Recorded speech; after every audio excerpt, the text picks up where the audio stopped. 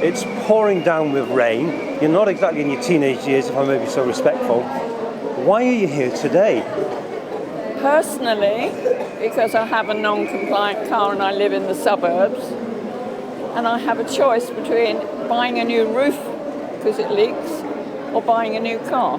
Well, given the weather today, I think leaking roof's more important. Leaking roof is more important. Roof over your head. After 55 years of driving, I will not be able to drive anymore. And in the suburbs, as many people know, there's not the transport is nowhere near as good as it is in central London. Well, certainly the levels of traffic are far less in the suburbs. Yes, far less. So you're being placed and compromised into a position by the Mayor of London in basically have a vehicle or don't have a vehicle, and in your case, you've got other priorities. Exactly. People that work all their lives, I'm not trying to make people feel sorry for me. I've worked all my life from age 15 to age 70 to save up a few pennies for things like a new roof or whatever for my home. But now, cost of living, etc., I can't afford both a new roof and a new car. But that's me personally. I feel more sorry for the thousands and thousands and thousands of people who are going to be affected by this. Nurses doing overnight shifts, double bubble. And they are the people that care for people. Exactly. Not only nurses, but carers. Right. So you do recognise, therefore, that there's going to be a huge change. Huge. And I think this is my own personal feeling, that I think if it goes through, if the government or the powers that be are going to get the shock of their lives, because people will lose their businesses, people will not be able to get to work because they can't afford to buy a new car. They'll all be signing on, or whatever you call it these days, and they'll be drawing benefits. Thousands and thousands and thousands of people will be drawing benefits. In a very difficult and precarious, oppressed position. What sort of message would you like to give to the public nation broadcaster, the BBC, which is where we're standing outside of right now? What sort of message would you like to give to them as a public broadcasting service? Do you feel your voice is getting heard as far as you'd like it to?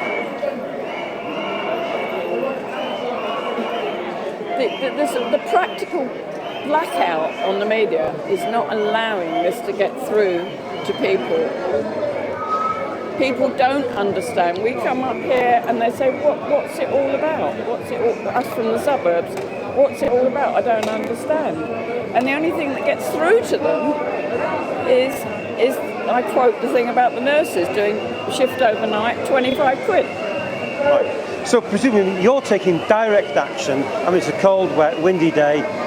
It's not easy to get about these days, and yet you're here. So what sort of message would you like to drive to other people watching this who feel that they could do something? What would you suggest they do? I suggest they help us and they lobby and they sign petitions. We don't want any vandalism, we don't want any looting. We're not like some of the other groups, I better not name them, who just cause pandemonium, do damage to public property, etc., etc. We don't do any of that. We hold the traffic up a little bit, but then we let them go. Maybe we're too reasonable. I don't know.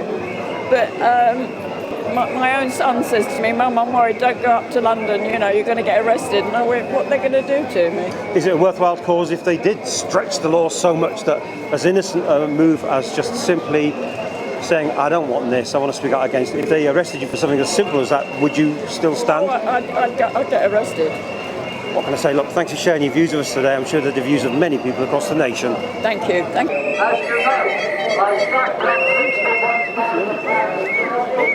Can someone find out where the clear plastic bags are? What can I say? You appear to have a coffin with you. Now, I know that's got some history. First of all, I'm curious, historically, where did that come from? It came from a protest previously that someone abandoned, and I saw it said democracy on the side of it, and I picked it up. So I've kept hold of it ever since. I've had it for quite a long time. How prescient, abandoned democracy. Is this something like a little bit of what we're getting at the moment? Well, the coffin represents two things. So first of all, it represents consultation that was ignored. So obviously Sadiq Khan had a consultation on ULEZ. totally ignored the findings and in fact tweaked the findings to suit his narrative, reduced it from 80% by discounting certain votes and said, oh, it's now 60% against. But initially he didn't even want to publish it at all. He said, oh, we're not going to publish the results, but we're still going to do the ULEZ expansion. It was leaked to the press and then he couldn't deny it. So that's what happened with the consultation. But then on democracy would say that he should have put the low emission expansion, ultra low emission expansion in his manifesto, which he failed to do. At the time he was quizzed on it and he said, I have no intention of expanding the ultra low emission zone. But no intention is very different from no. It's something, well, at the time I had no intention. I'm calling him a liar because he absolutely had every intention of doing it. We had the consultation and he'd already bought the cameras before the consultation went out. So he knew what he was doing and he's in a position now, even now he says, oh, I've got no plan B if he fails the judicial review. That means he's got to make the money from ULEZ regardless. So he's stuck himself in a terrible situation. I think he has to resign if this judicial review says that he's acted illegally. Not just scrap ULEZ, he needs to resign. He's gone too far. And on the democracy thing, the other problem with democracy is we have this first past the post system, which allows a minority to be elected. I think he got elected with 35% of the vote, which, you know, is bonkers. You know, at least if an alternative vote system or proportional representation, it would have been a different situation. Yeah. So one of the other things we've noticed very, very recently, Sir Keir Starmer's been quite vocal and asking him to reconsider such matters, hasn't he? He's trying to sit on the fence with this because he knows that he's really messed up trying not to swear there. So obviously I stood in Uxbridge and South Ruislip as a not just an anti-ULEZ platform. Obviously I've started the organisation Stop the ULEZ and Action Against Unfair ULEZ, which has now got nearly 46,000 members. But I don't have the blue badge and I don't have a red badge, and people do often go pick red or blue. So I'm still very pleased that Steve Tuckwell got elected. I spoke to him, he's a very nice bloke and he's very firm on ULEZ. Uxbridge was really a ULEZ referendum, without doubt. As I say, 94% of the vote was to an anti-ULEZ candidate. But yeah, so Sir Keir Starmer's looking at it and realised that he's going to mess up in London. He's doing well in other parts of the country because of the cost of living crisis. And I think that's what he's hoping on, relying on. You know, cost of living crisis is going to help him at the May elections next year.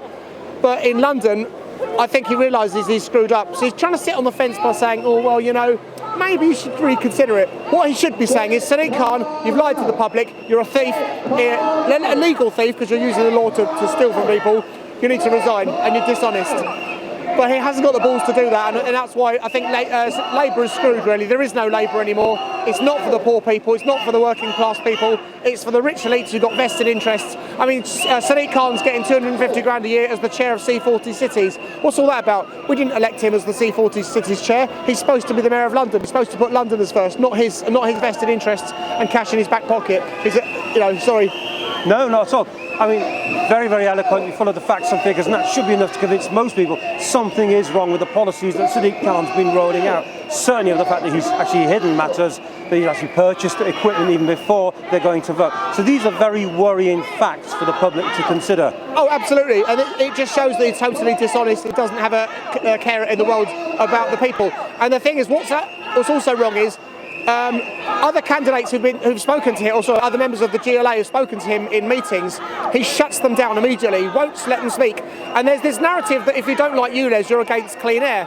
Well, it doesn't take a rocket scientist to work out that if you move a car from a city where it's used twice a week for the weekly shop and move it to the countryside, it's going to do more miles. Now I can explain that. If you have a car in a city, the shops are nearby, your schools are nearby, hospitals are nearby, you've got a night bus service, you've got an almost 24-hour underground service in some places, and indeed sometimes you have got a 24-hour underground service. In the countryside, the buses finish at 6 o'clock in the evening, if you're lucky, if you've even got a bus service. The train stations are miles away. And the counter-argument to that is the scrappage scheme. Well, the scrappage scheme is so minimal, it's like a grain of sand in a bucket. It's flawed anyway. So £2 for a car that's worth 10 grand. You're not going to sell your car for £2 to the scrap man. You're going to sell it to someone in the countryside for its true value. And even if you don't, if you're on job seekers allowance, at the very bottom of your the claim for scrappage, it says TfL is not responsible for the loss of benefits by claiming this money. Do you still wish to proceed? So someone on job seekers allowance is going to go, oh no, I don't want to have £2,000 in my bank account because I'm going to lose my benefits. Right. So they're going to then sell their car. So the car's still on the road. But it gets worse than that. The city owner who had a car that he sold to the countryside is now going to buy a brand new car. So now there's 2 cars on the road instead of 1. And if it's an electric car, my goodness, well, you're going to have to get 77,000 miles before it even sees any net benefit. One second. Okay, so electric cars are never going to get to 77,000 miles because after 10 years the batteries are knackered and you've got to replace the batteries at a huge cost. So, and electric cars don't have the range that petrol and diesel cars have, so they're not going to do high mileage. So it's absolute nonsense. It's complete virtue signalling, and people have got to realise that there's, you know, look at the facts. It's not about I'm against clean air. I'm against nonsense and lies, and this is nonsense and lies. You know, we're missing an opportunity here. We could be using biodiesels, we could be using more ethanol-based fuel, so we've already got E10. We had E5 before, so that's 10% ethanol in your hydrogen. petrol. Yeah, hydrogen, of course, yeah, but of course, if they're trying to scrap internal combustion engines, the research isn't going to be done. You know, they're using internal combustion engines to develop what's coming next, and that's fine. But if you're saying after 2030, well, you can't have an internal combustion engine, you've got to be electric. You know, the researchers are going to go, well, we're not going to spend our money on it. So, and that's the future. Yeah, unless they get rid of the 2030 internal combustion engines scrappage, they develop biofuels such as ethanol and rapeseed oil. I mean, a diesel engine can run on rapeseed oil. That's vegetable oil to you and I. But if you haven't got a diesel engine, you can't do that. I've run my vehicles on vegetable oil. It's fantastic. It's cheap and it's environmentally friendly. But you can only do it on non-compliant cars, unfortunately, because of the technology. Well, the inventor of the diesel engine, Rudolf Diesel, actually did intend it that way in the first place, didn't Absolutely, yeah. And the thing is, it's only minor tweaks that need to be done to an engine for it to run on vegetable oil. And the thing is, we're missing an opportunity in economic sense as well, because farmers are getting paid an absolute pittance for dairy milk and dairy. They could be growing rapeseed oil. Now, rapeseed oil is very profitable, and we've got the right climate to grow rapeseed oil. You know, Spain's got the right climate to grow oranges. We've got the right climate to grow rapeseed oil. And instead of doing dairy, for example, which is not very profitable, and people are saying that it's causing a lot of methane problems, Right. you know, let the farmers, but they're only going to sell rapeseed oil if people are going to buy it. We could produce huge quantities of rapeseed oil and biodiesel for the rest of the world, but we're missing the opportunity because we're so incensed on getting these electric cars. What can I say? Missed opportunities that are there clearly for the taking. Is it political? It certainly is. Thanks for joining us. 100%, thank you. Yeah, we've got a collection of monsters here. We've got yeah, we've got our good old friend Gary Clitter. We got Try you need Travis, who can we get him? Yeah, do you know what it is yet? He clearly did. You were a candidate at the recent Uxbridge by-election. First of all, how did that go in general? Well, we got the result we needed. Unfortunately, the result we needed ended up with a Tory council, but that was what we needed. So you got a bit of a change? Well, no, we had Tory anyway, but we had to make sure that Labour didn't get in, because we were trying to send the message to the Labour Party that they're going to potentially lose to London boroughs if they don't drop ULEZ, or if they don't, completely change it. So that was the whole point. I stood, Kingsley stood as well. I stood because I'm from Uxbridge. Corbyn stood as well, Piers Corbyn, and the Labour Party lost, but they got a 6,500 swing from last time. They lost by 495 votes. Wow. That's how close it was. So you hurt them? My votes and Kingsley's votes and Piers Corbyn's votes summed to 495 on the nose. Wow. So I'm telling you, we made a difference. So politics does make a difference if you get in the local level. You've got to get the right. Well, look, I'm a local guy. It's not just ULEZ is what got me activated, but there's other things was on my manifesto. But I was never going to win it. I understand that. I only campaigned for 3 weeks, and I got myself 186 votes. That's not too bad. Which isn't too bad. Obviously, Kingsley's got a nice following, and he got himself 208 votes, and then Piers Corbyn got 101. So that's up to 495. Have you got a bit of a taste now for the political side that you can make a little bit of a change? Well, do you know what? I'm enjoying myself. I've enjoyed it. It's been a good 2 weeks. A good 3 weeks. it's very wet here, but I think everyone's enjoying themselves because they know that they're probably making a difference here. Well, I went into Uxbridge the morning after the election with my wife. We were just sitting at the coffee shop. There was some media there. BBC were there. I introduced myself, spoke to him. I said, "Do you want a few words?" And he said, "No." I said, "Well, even though it's all over now, all over the BBC, all over ITV, about ULEZ being the main reason why Labour lost that seat, and yet he still wouldn't take my words." So you've heard day out, you've got it from the horse's mouth. The BBC didn't want to know anything about the reasons as to why that election went the way that it actually did. I don't want to be recorded. Look, this is brilliant. Look, no ULEZ Leo here with the BBC London presenter, still, after the result last night, still refusing to record me and take an independent anti-ULEZ sentiment. Still refusing, still being quashed. This is marvellous. This is democracy at its best, isn't it? Well done, BBC. No ULEZ Leo. Yeah. I say, look, thanks for taking some time with us. We'll catch up with you again another day. Yeah, no worries. And we'll go a little bit deeper down the rabbit hole No with you. ULEZ Leo. There That's you go. me. No ULEZ Leo.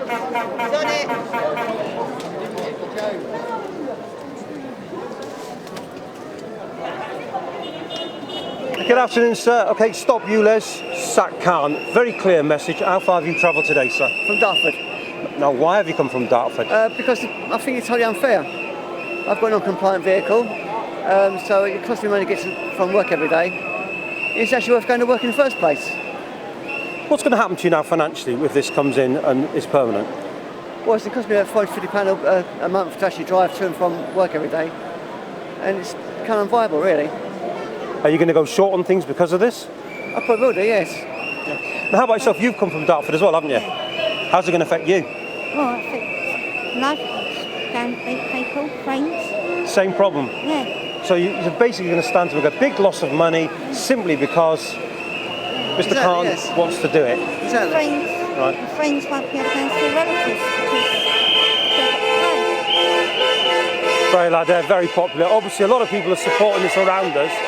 So, do you think people will take up tooting their horns as a way of showing solidarity all the time? I believe so, yes. Definitely. Yeah. Are you going to be attending more marches like this? I mean, it's pouring down today, and it's incredible to see people coming out in this kind of weather, in these numbers. Quite a few marches so far. This is about 8th or 9th March so far. And we keep on going until we either win or Khan resigns, whichever happens. So you're looking forward to Khan giving in the notice? I'd like to. I mean, let's be honest, what's he done for London? Crime rate's gone up, he's closed down police stations, he's done actually nothing for London really, other than create problems. So your message to Mr. Khan, if you can give him a direct message, as politely as you possibly can, or however you feel. I think he should resign. I mean, look at the police force. It's destroyed the police force.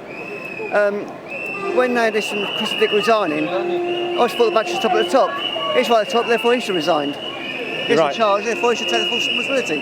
Yeah, it's what they've done before. They've stood down, so you're hoping that he'll stand down. What can I say? Thank you very much. Thank you. Terrible weather, but a very good cause, I'm absolutely certain. Thank you.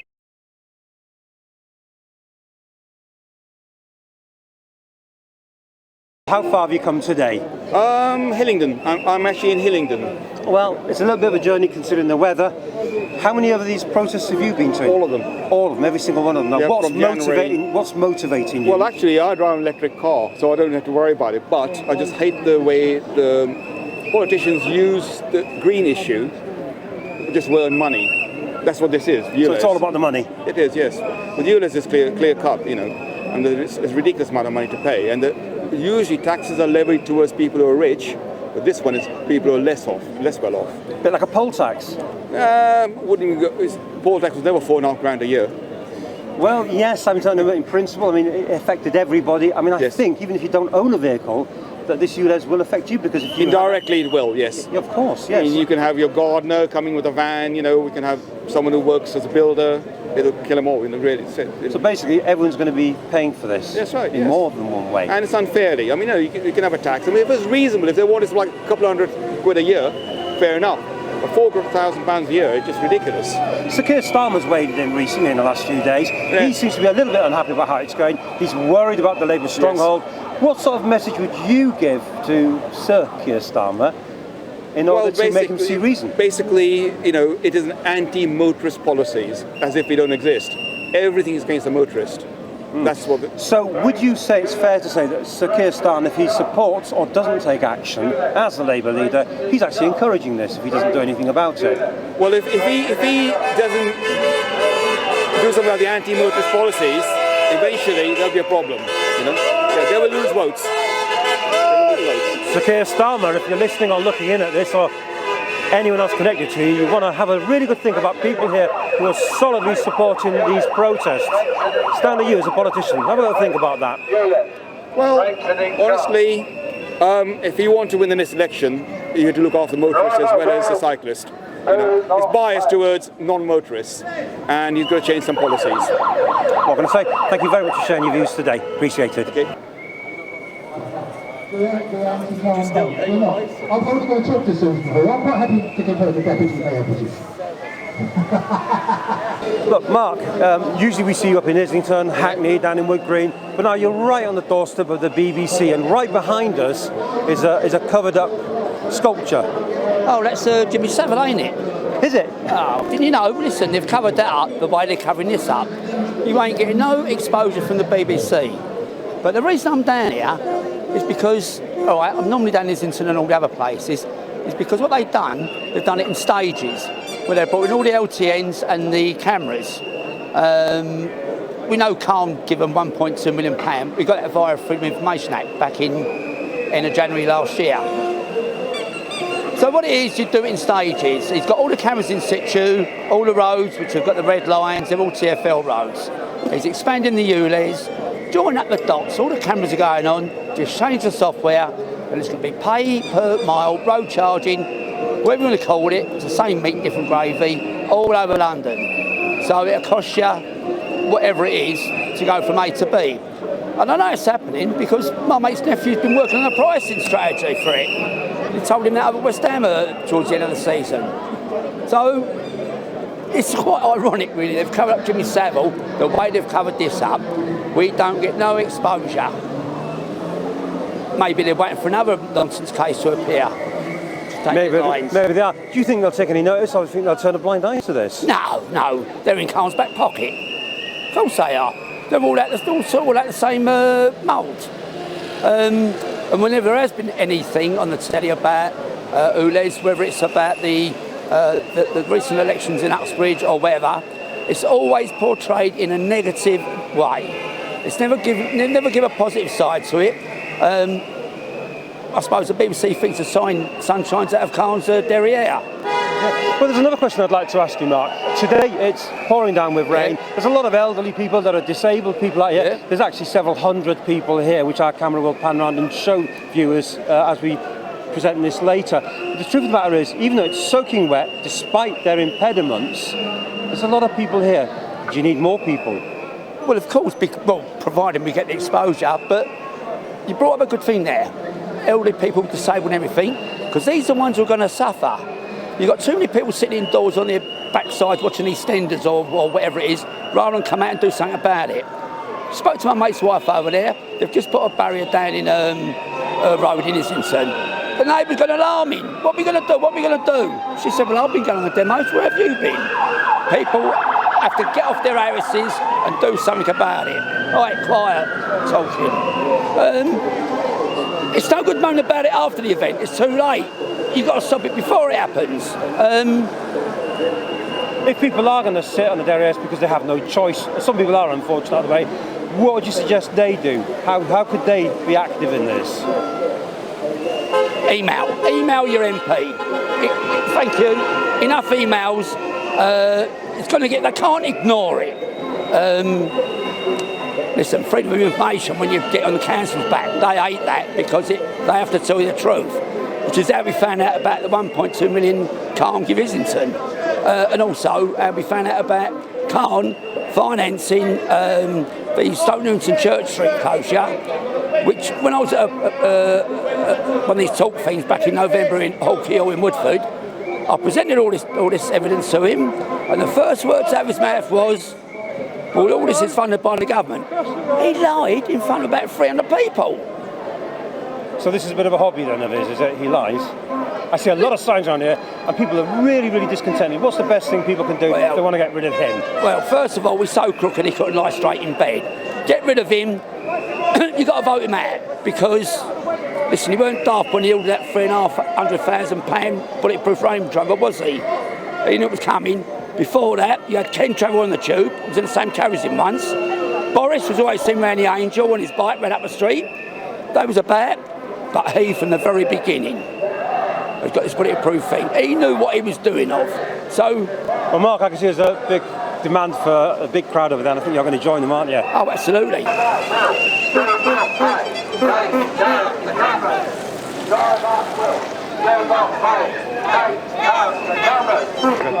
Piers, what can I say? Once again, you're a stalwart of all of these marches. Well, I'm here on this anti-ULEZ protest, and as you know, I stood in the Uxbridge and South Ruislip by-election, where the combined votes of the explicit anti-ULEZ candidates was 495, and a lot of people were persuaded by our arguments to not vote for Labour because Labour are the main ones putting this forward right now, and that I think deprived Labour of its hoped for victory, which I have to say I'm pleased about.